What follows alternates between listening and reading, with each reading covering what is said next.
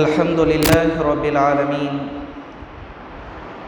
والعاقبة للمتقين والصلاة والسلام على نبينا محمد وعلى آله وصحبه أجمعين أما بعد أعوذ بالله من الشيطان الرجيم بسم الله الرحمن الرحيم ويعبدون من دون الله ما لا يضرهم ولا ينفعهم ويقولون هؤلاء شفعاؤنا عند الله.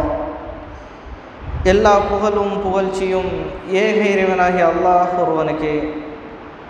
அவனுடைய சாந்தியும் சமாதானமும் அவனுடைய தூதர் முஹம்மது ஸல்லல்லாஹு அலைஹி வஸல்லம் அவர்கள் மீதும் அவருடைய வாழ்க்கை வரலாறு பின்பற்றி வாழ்ந்த உத்தம சஹாபாக்கள், தாபீன்கள், தபோ தாபீன்கள், உலகத்தில் வாழக்கூடிய அனைத்து முஸ்லிம்கள் மீதும் உண்டாவட்டுமனாக. கணியத்திற்குரிய எல்லாம் வல்ல அல்லாஹ்வின் நல்லடியார்களே, அல்லாஹு தஆலா இந்த உலகத்தில் எந்த ஏகத்துவ பிரச்சாரத்தை எடுத்துரைக்க வேண்டும் என்பதற்காக இப்ராஹிம் அலைஹிஸ்ஸலாமுடைய காலத்தில் அல்லாஹ்விற்காக ஒரு இல்லம் கட்டப்பட்டு அதன் மூலமாக அல்லாஹ் ஒருவனை மட்டும்தான் வணங்க வேண்டும், அவனை தவிர வேறு யாரையும் வணங்கக்கூடாது, அந்த அடிப்படையான அஸ்திவாரத்தை நபி இப்ராஹிம் அலைஹிஸ்ஸலாம் அவர்கள் மக்காவில் ஆரம்ப காலத்தில் நிலைநாட்டினார்கள். ஒரு பக்கம் இஸ்ரேலர்கள் அறிவை கொண்டு அவர்களுடைய பயணத்தை தொடங்கி கொண்டிருக்கின்றார்கள். அவர்களுடைய காலகட்டத்தில் அல்லாஹ்வுடைய கட்டளைக்கு மாறு செய்யக்கூடியவர்களாகவும் சுய புத்தியை கொண்டு தனக்கு சாதகமாக எல்லாவற்றையும் மாற்றிக்கொண்டும் அவர்கள் வாழ்ந்து கொண்டிருக்கின்றார்கள். இன்னொரு பக்கம் அல்லாஹ் சுப்ஹானஹு வ தஆலா இஸ்மாயில் அலைஹிஸ்ஸலாம் மூலமாக அல்லாஹ்வுடைய இல்லத்தை தரிசிப்பதற்காகவும் உலகத்திலிருந்து அனைத்து மக்களும் இங்கே அல்லாஹ்வை வணங்க வர வேண்டும், தவாஃப் செய்ய வர வேண்டும், இங்கே இஅ்திகாஃப் இருக்க வேண்டும், ருக்கு செய்ய வேண்டும், சஜிதா செய்ய வேண்டும் என்பதற்காக இந்த இல்லத்தை அல்லாஹ் நிர்ணயித்து அதனுடைய பொறுப்பை இஸ்மாயில் அலைஹிஸ்ஸலாமுடைய குடும்பத்தாருக்கு அல்லாஹ் கொடுக்கின்றான். இஸ்மாயில் அலைஹிஸ்ஸலாம் அவர்களும் அதை வசியத்தாக தன்னுடைய சந்ததியினர்களுக்கு சொல்லிவிட்டு செல்கின்றார்கள். இந்த இல்லத்தில் எந்த ஷிர்கான காரியம் நடக்கக்கூடாது, அல்லாஹ் ஒருவனை மட்டும்தான் வணங்க வேண்டும். உலகத்திலிருந்து ஆங்காங்கு எங்கிருந்தோ மக்கள் வரும்போதெல்லாம் அவர்களுக்கு நீங்கள் உபசரிக்க வேண்டும், அவர்களுடைய பொறுப்பு உங்கள் மீது இருக்கின்றது என்பதை இஸ்மாயில் அலைஹிஸ்ஸலாம் அவர்கள் சொல்லிவிட்டு அவர்கள் சென்று விடுகின்றார்கள். அவர்களுடைய குடும்பத்தார்கள் ஒரு காலம் வரை இந்த பொறுப்பை எடுத்துக்கொண்டு செய்கின்றார்கள். ஹுசாஹா என்று சொல்லக்கூடிய அந்த குடும்பத்தார் இஸ்மாயில் அலைஹிஸ்ஸலாமுடைய இரண்டாவது மனைவியின் மூலமாக பிறக்கக்கூடிய பிள்ளைகள் ஹுசாஹி என்று சொல்வார்கள், குசை என்று சொல்வார்கள். இதிலிருந்து குறைஷ் என்று குலத்தார்கள் வருகின்றார்கள். இவர்களுடைய காலகட்டத்தில் சிதானா மக்காவுடைய சாவி அவர்களுடைய கையில் இருக்கும். அதே போல ஜம்சம் தண்ணியுடைய பொறுப்பு ஒரு ஆளிடம் இருக்கும். வரவர்களுக்கு விருந்து உபசரிப்பு செய்யக்கூடிய ஜியாஃபா ஒரு ஆளிடம், ஒரு குடும்பத்தாரிடம் பொறுப்பு இருந்தது. இப்படி இவர்களெல்லாம் பாதுகாத்து கொண்டு இப்ராஹிம் அலைஹிஸ்ஸலாமுடைய மில்லத், அவர் எதை கட்டளையிட்டாரோ அதை கடைப்பிடித்து கொண்டு வாழ்ந்து கொண்டிருக்கின்றார்கள். இப்படியே காலம் போய்கொண்டிருக்கின்றது. ஷைத்தான் இங்கே வந்து என்ன செய்கின்றான், இவர்களை வழி கெடுக்கின்றான். இந்த இல்லத்தில் எதை இருக்கக்கூடாது என்று இப்ராஹிம் அலைஹிஸ்ஸலாம் சொன்னார்களோ அந்த இணை வைப்பை இங்கே கொண்டு வருகின்றார். இவர்கள் அல்லாஹ்வை வணங்கக்கூடியவர்கள், அல்லாஹ்வை ஏற்றுக்கொண்டவர்கள், இந்த இஸ்மாயில் அலைஹிஸ்ஸலாமுடைய வம்சாவளி அரபியர்கள். இருந்தாலும் இந்த குலத்தை சேர்ந்த ஒரு மனிதர், ரொம்ப நம்பிக்கையான மனிதர், தலைவராக இருக்கின்றார். அமர் பின் லுஹை அல் ஹுசாயி. அமர் பின் லுஹை அல் ஹுசாயி ஒரு தலைவராக இருக்கின்றார். இவர் பொறுப்பாக இருக்கும் பொழுது சிரியா நாட்டிற்கு செல்கின்றார். சிரியா நாட்டுக்கு சென்று அங்கே சிரியா நாட்டில் உள்ள மக்கள்கள் வேதக்காரர்கள், அவர்களுக்கு வேதம் வழங்கப்பட்டோர், பனி இஸ்ரவேல் மக்கள் வேதக்காரர்கள், அவர்கள் சிலைகளை வணங்கி கொண்டிருக்கின்றார்கள். அதற்கு முன் சஜிதா செய்து கொண்டிருக்கின்றார்கள். இவர் இதை பார்த்த உடனே இவர்கள் வேதக்காரர்கள், இவர்கள் செய்யக்கூடிய ஒவ்வொரு செயலும் நல்ல செயலாகத்தான் இருக்கும் என்று அங்கே இருந்து இவர் என்ன செய்தார், ஹுபுல் என்று சொல்லக்கூடிய ஒரு சிலையை கொண்டு வருகின்றார். ஹுபூல் என்று சொல்லக்கூடிய சிலையை கொண்டு வந்து காபத்துல்லாவில் வைக்கின்றார். முதலில் சிலையை கொண்டு வந்தவர் இவர் தான் அமர் பின் லுஹை அல் ஹுசாயி. இவர் கொண்டு வந்து இந்த சிலையை வைக்கின்றார். சிலையை வைத்ததற்கு பிறகு மக்களிடம் சொல்லுகின்றார், அங்கே வேதக்காரர்கள்லாம் இந்த சிலையை வணங்கி கொண்டிருக்கின்றார்கள், நாம் ஏன் இந்த சிலையை வசீலாவாக ஆக்கிக் கொள்ளக்கூடாது? வசீலா என்றால் அல்லாவிற்கு நெருக்கமாக நடுவில் ஒரு வசீலா ரெக்கமெண்டேஷன் இருக்க வேண்டும் அல்லவா? அதனால் இந்த சிலையை அவர்கள் என்ன செய்கின்றார்கள்? இணையாக ஆக்கிக் கொள்கின்றார்கள். அல்லாவை ஏற்றுக்கொள்கின்றோம், அல்லாவிற்கு செய்ய வேண்டிய கடமைகளை செய்கின்றோம், அல்லாவுடைய இல்லத்தை சுத்தமாக பாதுகாத்து கொண்டிருக்கின்றோம், கூட இந்த சிலைகளுக்கும் நாம் என்ன செய்ய வேண்டும்? வசீலாக ஆக்கிக் கொள்ள வேண்டும். அந்த சிலையின் ஒரு பக்கம் வலது கரம் இருக்காது, அந்த வலது கரத்தை தங்கத்தால் செய்து அந்த சிலையை வைத்து அதுக்கு பூஜை செய்து கொண்டும் வணங்கி கொண்டும் இருந்தார்கள். இப்படி இருக்கும் பொழுது இந்த மக்களும் அதை ஏற்றுக்கொண்டு மக்காவில் இருந்த மக்கள் அதை வணங்க ஆரம்பிக்கின்றார்கள். இதை பற்றி நபிகள் நாயகம் ஸல்லல்லாஹு அலைஹி அவர்கள் சொல்லுகின்றார்கள். புகாரியில் 3521வது ஹதீஸாக பதிவு செய்யப்பட்டுள்ளது. நான் அமர் பின் லுஹையை நரகத்தில் தன் குடலை இழுத்து கொண்டு போவதை கண்டேன். நரகத்தில் அமர் பின் லுஹை இந்த மனிதர் தன் குடலை இழுத்து கொண்டு அவர் என்ன செய்கிறார்? நரகத்தில் நடந்து கொண்டிருந்தார். அப்படி நான் அந்த காட்சியை நான் கண்டேன் என்று சொல்கின்றார். எதற்காக? அவர் முதலில் அரபர்களில் சிலைகளை கொண்டு வந்து வணக்கத்தை மாற்றி அமைத்தார்.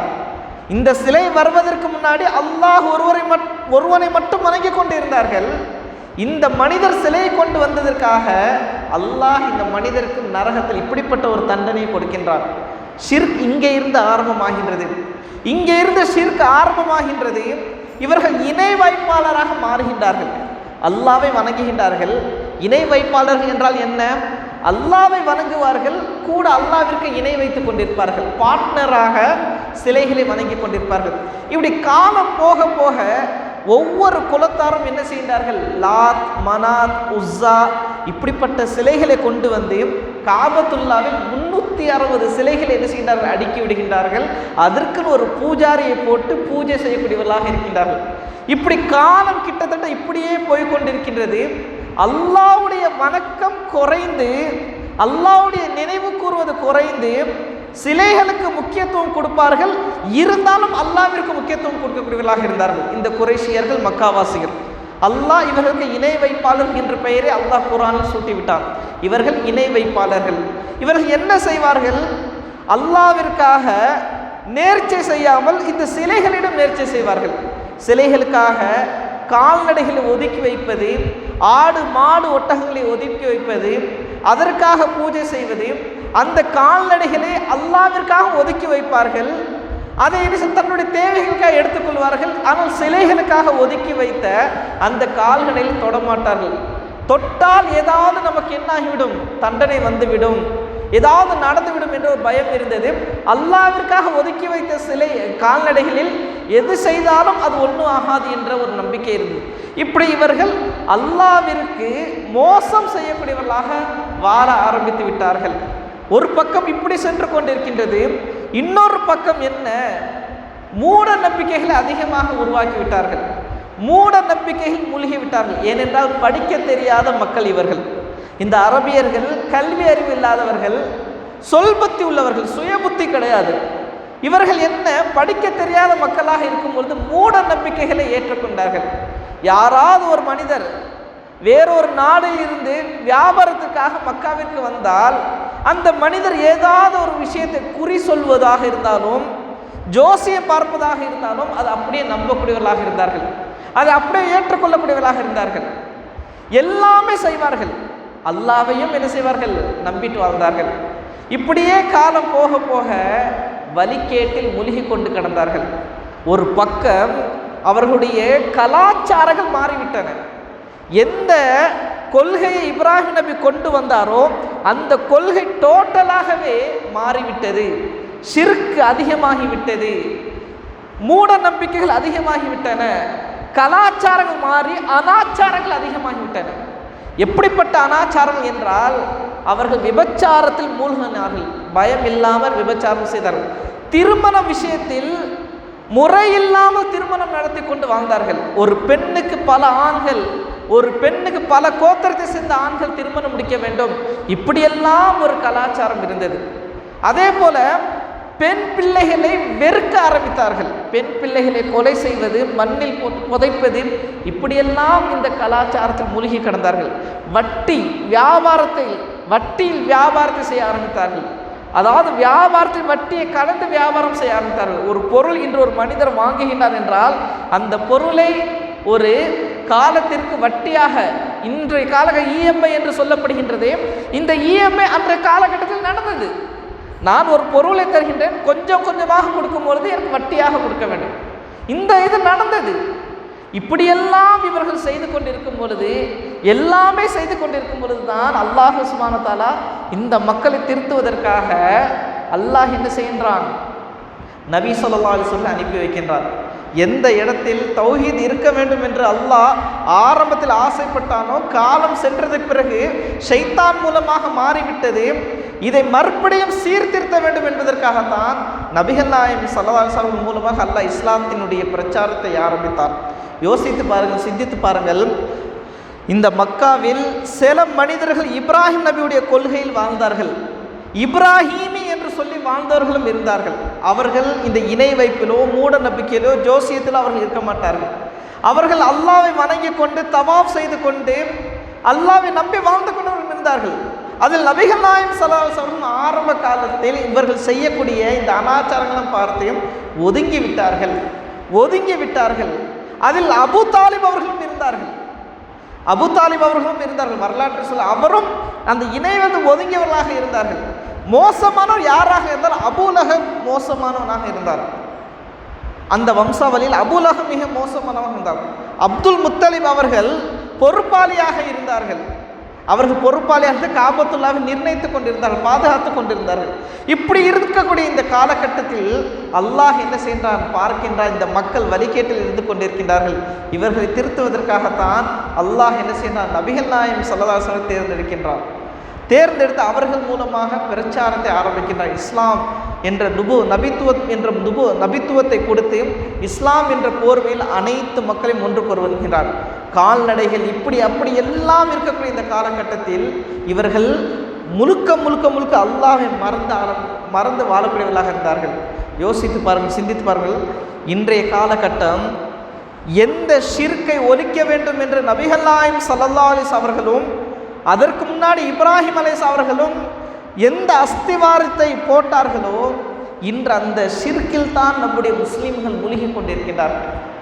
அல்லாஹ்வை வணங்குகின்றார்கள், தொழுது கொண்டிருக்கின்றார்கள், நோன்பு வைக்கின்றார்கள், தான தர்மங்கள் செய்கின்றார்கள். ஆனால் கூட அவுலியாக்கள் என்று சொல்லி அவுலியாக்களை என்ன செய்தார்கள்? அங்கே சென்று துவா கேட்கின்றார்கள், சஜிதா செய்கின்றார்கள். இவர்கள் 360 சிலைகளுக்கு செய்தார்கள். இங்கே முஸ்லிம்கள் நல்லவர்கள் என்று அவர்களிடம் செய்து கொண்டிருக்கிறோம். அவர்களும் அப்படித்தான் செய்தார்கள். நேசர்களையும் வானவர்களையும் அவர்கள் என்ன செய்தார்கள்? அழைத்தார்கள். கேட்டோம் என்றால் அந்த மக்காவாசிகள் சொன்னார்கள், ஷுஃபஆஉனா, எங்களுக்காக நாளை மறுமை நாள் பரிந்துரை செய்வார்கள், அல்லாஹ்விடத்தில் பரிந்துரை செய்வார்கள் என்று சொன்னார்கள். இப்பொழுது இருக்கக்கூடிய முஸ்லிம்களும் அதைத்தான் சொல்லுகின்றார்கள். அதைத்தான் கேட்டோம் என்றால் பிதத்தில் மூழ்கி கொண்டு கிடக்கின்றார்கள், மூட நம்பிக்கையில் மூழ்கி கொண்டு கிடக்கின்றார்கள்.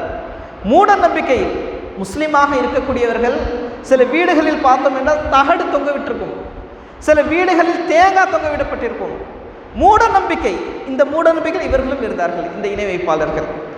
சில வீடுகளில் பார்த்தோம் என்றால் இஸ்லாத்தில் இல்லாத விஷயங்கள் நடந்து கொண்டிருக்கும். சுலைமான் அலைஹிஸ்ஸலாம் அவர்கள் ஃபாத்திஹா ஓதுவார்கள், ஏதேதோ ஷபேபரா, அது ஏதேதோ நடந்து கொண்டிருக்கின்றது, இஸ்லாத்தில் இல்லாத செய்திகள். இவர்கள் அதை செய்தார்கள். இதை தடுப்பதற்காகத்தான் நபிகள் நாயகம் ஸல்லல்லாஹு அலைஹி வஸல்லம் வந்தார்கள். இன்று யார் தடுக்கின்றார்கள்? தடுப்பதற்கு யாரும் இல்லை. சொன்னோம் என்றால் நாங்கள் முஸ்லீமாகத்தான் இருக்கின்றோம், எங்களுக்கு அல்லாஹ்வுடைய நன்மைகள் கிடைக்கும்.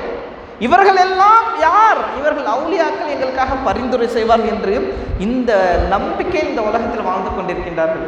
கண்ணியத்துடன் அல்லாஹ்வினுடையார்களே, அல்லாஹ் தெளிவாக சொல்லிவிட்டான், இந்த உலகத்தில் என்னை தவிர வேறு யாரும் உங்களுக்கு உதவி செய்யக்கூடியவர் கிடையாது. இந்த உலகத்தில் என்னை தவிர வேறு யாரும் உங்களுக்கு உதவி செய்யக்கூடியவர் கிடையாது. அந்த அவர்களுக்கு யார் உதவி செய்வார் என்று தெரியாது. அவர்களையா நீங்கள் நம்பிக்கொண்டிருக்கின்றீர்கள்? அப்படி இருந்தால் அல்லாஹ் அன்றே விட்டுவிட்டிருப்பானே. அந்த இணை வைப்பாளர்கள் எப்படி இருந்தாலும் அப்படியே விட்டு விட்டிருப்பானே. முதலில் இந்த உலகத்தில் ஷிர்க் ஆரம்பமானது, குஃப்ர் ஆரம்பமாகவில்லை. முதலில் ஷிர்க் ஆரம்பமானது. ஷைத்தான் மனிதர்கள் ஷிர்க்கின் மூலமாக தான் வழிகெடுத்தான். நூஹ் அலைஹிஸ்ஸலாமுடைய காலத்திற்கு முன்பே நல்லடியார்கள், அந்த நல்லடியார்கள் இவர்கள் என்ன செய்தார்கள்? நல்லவர்கள், நேசர்கள் என்று கொஞ்சம் காலம் வரை நம்பி அவர்களுக்கு சிலைகள் செய்து அவர்களை சிலைகளாக வணங்கினார்கள். வத்து, சுவா, யகூத், யவுக், நஸ்ரா, இந்த நல்லடியார்களை சிலைகளாக வணங்கினார்கள். அதற்கு பிறகு அல்லாஹ் என்ன செய்தான்? நூஹ் அலைஹிஸ்ஸலாம் அனுப்பி வைத்தான். நூஹ் அலைஹிஸ்ஸலாம் பிரச்சாரம் செய்தார்கள், ஏற்றுக்கொள்ளவில்லை. ஒட்டுமொத்த உலகத்தை அல்லாஹ் அழித்து விட்டான். அதில் சில மனிதர்கள் யார் இறை நம்பிக்கை கொண்டார்கள் அவர்களை தவிர. அதற்கு பிறகு அல்லாஹ் என்ன செய்தான்? இரண்டாவது பிரச்சாரம் செய்யக்கூடியவர் நபி இப்ராஹிம் அலைஹிஸ்ஸலாம் அவர்கள். அவருடைய காலகட்டத்தில் எவ்வளவு சிலைகள் இருந்தன. இப்ராஹிம் அலைஹிஸ்ஸலாம் எல்லா சிலைகளையும் உடைத்து அல்லாஹ் ஒருவன் தான் இறைவன் என்று பிரச்சாரம் செய்தார்கள். அந்த மக்கள் ஊரை விட்டு விரட்டினார்கள். அல்லாஹ் என்ன ஏற்பாடு செய்தான்? இவர்களை அழிக்க முடியாது, இருந்தாலும் எனக்காக ஒரு தனி இடத்தை நீ ஒதுக்கி அங்கே என்ன செய்ய வேண்டும்? என்னை வணங்க வேண்டும் என்று அல்லாஹ் என்ன செய்தான்? இப்ராஹிம் அலைஹிஸ்ஸலாம் கட்டளையிட்டான். அதுதான் மக்கா மாநகரம். அந்த மக்கா மாநகரத்தில் ஒரு காலத்தில் இப்படி வரும்பொழுது அல்லாஹ் மீண்டும் என்ன செய்கின்றான்? நபி ஸல்லல்லாஹு அலைஹி வஸல்லம் அவர்கள் மூலமாக அந்த மக்காவை சுத்தப்படுத்தி உலகத்தில் ஏகத்துவ பிரச்சாரத்தை எடுத்து வைக்கின்றார். இன்று உலகம் முழுவதும் அல்லாஹ் ஒருவனை மட்டும்தான் வணங்க வேண்டும் என்று அல்லாஹ் அன்று கட்டளையிட்டதை இன்று நாம் நிறைவேற்றி கொண்டிருக்கின்றோம். நம் முன்னோர்கள், அதாவது 30-40 வருடங்களுக்கு முன்பு மக்கள் எப்படி இருந்தார்கள் தெரியுமா? எந்த அளவிற்கு பிதத்தில் மூழ்கி கடந்தார்கள், எந்த அளவிற்கு இணை வைப்பில் கடந்தார்கள். அல்லாஹ்வையும் வணங்கி கொண்டிருந்தார்கள், கூட ஷிர்கான காரியங்களும் செய்து கொண்டிருந்தார்கள், பிதத்தான காரியங்களும் செய்து கொண்டிருக்கின்றார்கள். அந்த இஸ்லாத்தில் அது நுழைந்து விட்டது. அதை அப்படியே நம்பி வாழ்ந்தார்கள். சொல்வதற்கு ஆள் இல்லை, கேட்பதற்கு மக்கள் இல்லை. ஆலிம்களும் என்ன செய்தார்கள்? தன்னுடைய வயிற்று பொழப்புக்காக அவர்களும் என்ன செய்தார்கள்? இப்படிப்பட்ட ஒரு காரியத்தை அப்படியே செய்து கொண்டு வந்தார்கள். அல்லாஹ் பாதுகாக்கணும். இன்று ஓப்பனாகவே இஸ்லாமிய பிரச்சார ஏகத்துவத்தை செய்வதற்கு முன் வந்தாலும் ஏற்றுக்கொள்வதற்கு ஆள் குறைவாக இருக்கின்றது.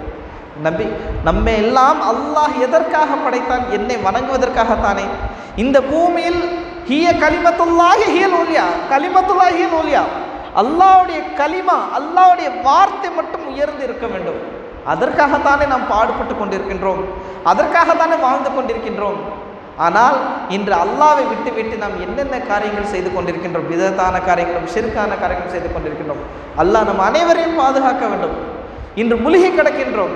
இதை நபிகள் நாயகம் ஸல்லல்லாஹு அலைஹி அவர்கள் ஆரம்ப காலத்தில் எவ்வளவு கஷ்டப்பட்டு பிரச்சாரம் செய்தார்கள் தெரியுமா? உண்மையாகவே ஏகத்துவ பிரச்சாரம் செய்யும் பொழுது எவ்வளவு கஷ்டங்களையும் துன்பங்களையும் சந்தித்தார்கள் என்பதை வரலாற்றின் மூலமாக நாம் பார்க்கலாம். நபிகள் நாயகம் ஸல்லல்லாஹு அலைஹி அவர்களுக்கு அல்லாஹ் அந்த பொறுப்பை கொடுக்கின்றார். நபித்துவம் என்ற பொறுப்பு கொடுத்ததுக்கு பிறகு என்னென்ன கஷ்டங்கள்லாம் பட்டார்கள். ஆரம்பத்தில் எவ்வளவு எதிர்ப்பு வந்தன, சஹாபாக்கள் எவ்வளவு துன்பங்களையும் கஷ்டங்களையும் சந்தித்தார்கள் என்பதை நாம் வரலாற்றின் மூலமாக பார்க்கலாம். அதற்கு பிறகு அல்லாஹ் இஸ்லாத்திற்கு மிகப்பெரிய வெற்றியை கொடுத்தானே. ஆக கண்ணியத்திற்கு அல்லா விளையாடியார்களே, அல்லாஹ் நம் அனைவரையும் பாதுகாக்க வேண்டும், ஷிர்க்கிலிருந்து பாதுகாக்க வேண்டும். இந்த உலகத்தில் ஒரு மனிதன் ஷிர்க் இல்லாமல் அவன் வாழ்ந்தால் அல்லாஹ் சொர்க்கத்தை தந்து விடுவான். அவனுடைய உள்ளத்தில் கடுகளவு ஈமான் இருந்தால் போதும், கடுகளவு ஈமான் இருந்தாலே போதும், அல்லாஹ் அந்த மனிதனுக்கு சொர்க்கத்தை தரக்கூடியவனாக இருக்கின்றான். இந்த உலகத்தில் ஒரு மனிதன் எவ்வளவு அமல்கள், எவ்வளவு இபாதத்துகள் செய்தாலும் கடுகளவு இணை வைப்பு இருந்தது என்றால் அல்லாஹ் அவனுக்கு நரகத்தை தந்து விடுவான். அல்லாஹ் அவனுக்கு நரகத்தை தரக்கூடியவனாக இருக்கின்றான். எது வேண்டும் என்பதை நாம் யோசித்து பார்க்க வேண்டும். உண்மையான முஃமினாக வாழ வேண்டுமா, இல்லை இஸ்லாத்தில் இருந்து கொண்டு ஒரு முஷ்ரிக்காக வாழ வேண்டுமா என்பதை நாம் யோசித்து சிந்தித்து பார்க்க வேண்டும். அல்லாஹ் நம் அனைவரையும் பாதுகாக்க வேண்டும். முக்கியமாக இப்போ உள்ள காலகட்டத்தில் பிதத்தில் மூழ்கி கிடக்கின்றோம், ஷிர்கில் மூழ்கி கிடக்கின்றோம். இன்னொன்று, மூன்றாவதாக கல்வி அறிவுக்கு முக்கியத்துவம் கொடுத்து அல்லாஹ்வுடைய வேதங்களில் ஆய்வு செய்வோம் என்று சொல்லி ஆய்வு செய்து அல்லாஹ்வுடைய படைப்புகளை சிந்திக்க சொன்ன இறைவன் அல்லாஹ்வை சிந்திக்கக்கூடியவர்களாக நாம் ஆகிவிட்டோம். கல்விக்கு முக்கியத்துவம் கொடுத்ததுக்கு பிறகு கல்வி, எந்த கல்வியால் எந்த அறிவால் அந்த பனி இஸ்ரவேல் மக்கள் பாதிக்கப்பட்டார்களோ நாசமானார்களோ அழிந்து போனார்களோ, இன்று நம்முடைய இஸ்லாமிய சகோதரர்கள் ஓவராக சிந்திக்க ஆரம்பித்து விட்டார்கள். சில விஷயத்தை நபிகள் நாயகம் ஸல்லல்லாஹு அலைஹி வஸல்லம் தடுத்தார்கள். ஒரு அளவிற்கு மேல் போகாதீர்கள். ஒரு அளவிற்கு மேல் போகும் பொழுது ஷைத்தான் உங்களை என்ன செய்து விடுவான்? வழிகெடுத்து விடுவான். லிமிட். அல்லாஹ் எதை கட்டளிட்டானோ அதை நிறைவேற்றி விட்டு சென்று விடுங்கள். 5 வேளை தொழுகையா? தொழுகுங்கள். நோன்பு வைக்க வேண்டுமா? நோன்பு வையுங்கள். அல்லாஹ் என்னுடைய படைப்பு, அவனுடைய படைப்புகளை சிந்திக்க சொல்கின்றான், அதை மட்டும் சிந்திங்கள். படைப்பாளனை சிந்திக்காதீர்கள். இன்று படைப்புகளை விட்டுவிட்டு படைப்பாளனை சிந்தித்துக் கொண்டிருக்கின்றோம். அவனுக்கு கை இருக்கின்றதா, கால் இருக்கின்றதா? அல்லாஹ் குர்ஆன்ல யதுல்லா என்று சொல்லியிருக்கின்றானே, அல்லாஹ்வுடைய கை எப்படி இருக்கும்? அல்லாஹ் பார்க்கக்கூடியவனாக அவனுடைய கண் எப்படி இருக்கும்? இப்படியெல்லாம் சிந்தித்து எத்தனை ஆலிம்கள் இறுதி காலகட்டத்தில் எதை நம்ப வேண்டும் என்று தெரியாமல் வழிகேட்டில் சென்றார்கள். மரண தருவாயில் இருக்கும் பொழுது கூட எத்தனையோ உலமாக்கள், ஆலிம்கள் இந்த அகீதா விஷயத்தில் ரொம்ப அவர்கள் என்ன ஆகிவிட்டார்கள்? மூழ்கி போய் கல்விக்கு முக்கியத்துவம் கொடுத்து மூழ்கி அவர்கள் வழிகேட்டில் சென்று விட்டார்கள். அதனால்தான் அல்லாஹ்வுடைய தூதர் ஸல்லல்லாஹு அலைஹி வஸல்லம் சொன்னார்கள், ஷைத்தான் உங்களை, இது யார் படைத்தான்? அல்லாஹ். அதை யார் படைத்தான்? அல்லாஹ். வானத்தை யார் படைத்தான்? அல்லாஹ். பூமியை யார் படைத்தான்? அல்லாஹ். அல்லாஹ்வை யார் படைத்தான்? இப்படி அவனை சிந்திக்க வைத்து விடுவான். அப்போது மனிதன் யோசிக்கணும், அல்லாஹ் எப்படி வந்தான்? அவனுக்கு முன்னாடி என்ன இருந்தது? இப்படி போகும்பொழுது உடனே நீங்கள் என்ன செய்து விடுங்கள்? அவுது பில்லாஹி மினஷ் ஷைத்தானிர் ரஜீம் படித்துவிட்டு ஈமானில் வந்து விடுங்கள் என்று சொன்னார்கள். யோசித்து பாருங்கள். ஆக நாம் ஓவராக நாம் சிந்திக்கக்கூடாது. எதை அல்லாஹ் சொல்லியிருக்கின்றானோ அதை அப்படியே செய்துவிட்டு நாம் போக வேண்டும். ஆய்வு செய்யலாம். அஃபலா யததப்பருல் குர்ஆன், அல்லாஹ் சொல்லியிருக்கின்றான் ஆய்வு செய்யுமாறு. எந்த விஷயத்தில் ஆய்வு செய்ய வேண்டும்? தொழுகை விஷயத்தில் ஆய்வு செய்ய வேண்டும். எப்படி தொழுக வேண்டும், சரியான முறையில் தொழுக வேண்டுமா, அதில் ஆய்வு செய்ய வேண்டும். வானங்கள் பூமியை ஆய்வு செய்து பாருங்கள். அதன் மூலமாக இது அல்லாஹ் தான் படைத்தான் என்று நம்பி வாருங்கள். அதை விட்டு விட்டு எதையோ நாம் சிந்தித்துக் கொண்டிருக்கிறோம். ஆக கண்ணியத்துடன் அல்லாஹ்விடையார்களே, அல்லாஹ் அனைத்து தீமைகளிலிருந்து நம் அனைவரையும் பாதுகாக்க வேண்டும். ஷிர்க்கிலிருந்து நாம் பாதுகாக்க வேண்டும். பிதத்தான காரியங்கள் நம் அனைவரையும் பாதுகாக்க வேண்டும். அதிகமான சிந்திக்கக்கூடிய இதிலிருந்து நம் அனைவரையும் பாதுகாக்க வேண்டும். அல்லாஹ் அனைத்திலிருந்து பாதுகாத்து நம் அனைவரும் உண்மையான ஒரு முஃமினாக, முஸ்லீமாக வாழக்கூடிய தௌஃபீக் தர வேண்டும். அல்லாஹ் நம் அனைவருக்கும் இந்த பாக்கியத்தை தந்து அருள் புரிவானாக. இம்மையிலும் மறுமையிலும் வெற்றி தருவான் என்று கூறி என்னுடைய ஒரே நிறைவு செய்கின்றேன். வாஹிர் தாவானா அல்ஹம்துலில்லாஹி ரப்பில் ஆலமீன். சுப்ஹானக அல்லாஹும்ம வ பிஹம்திக அஷ்ஹது அல்லா இலாஹா இல்லா அன்த அஸ்தக்ஃபிருக வ அத்தூபு இலைக்.